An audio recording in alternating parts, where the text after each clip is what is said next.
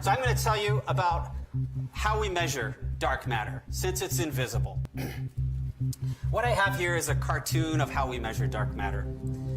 In cosmology, we measure distances with a unit called z. So we're here at z of 0. We're the observer. We're 0 distance from ourselves. And here's our telescope. And we look at distant galaxies out in the universe. These distant galaxies that are of z about 1. And that might sound like a small distance, but how we do it in cosmology is a distance of 1 is actually about halfway to the edge of the visible universe. So this is a very distant galaxy.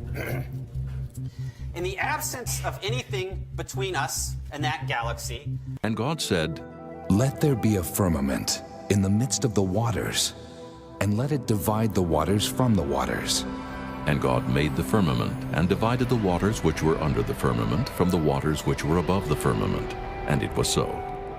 And God called the firmament heaven, and the evening and the morning were the second day. the light from this galaxy would take a straight path to us. But we know from the work that Vera Rubin and others did that there's all this dark matter out there in the universe. And we're particularly sensitive with this technique to dark matter that's about halfway between us and the distant galaxy. Excuse me. One of the consequences of Einstein's theory of relativity, our theory of gravity, is that mass bends space. So what this means is the light, when it gets near this dark matter, won't take a straight path to us. That light is going to take a distorted and curved path. And I'm showing a very, very exaggerated version of that here, so it's easier to see.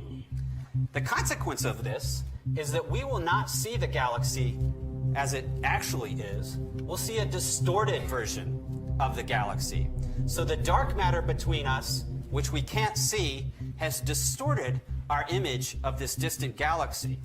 And in doing so, it's telling us something about the dark matter. So I'm going to tell you with one more analogy. I'm going to use another analogy for how we measure dark matter. This is a penny in a pool. That's the analogy here. And full disclosure, Alina and I don't actually have a pool. So you're looking at a penny in our bathtub. But penny in the pool sounds better. So in this analogy, the penny is like the distant galaxy. And the water in our bathtub, or the water in a pool, is like the dark matter. You don't see the water here, but you know it's there because you see the effect on the image of the penny. So what's happening is the light is coming to us from the penny, and it's taking some distorted path that changes our perceived shape of the penny so that we know the water is there. So that we know the water is there. In much the same way as the light from a distant galaxy comes to us, takes a distorted path through the dark matter, and we see a distorted image of that galaxy. But we don't see the dark matter. We don't see the water. So that we know the water is there. I could tell the density of the water and how much water there was.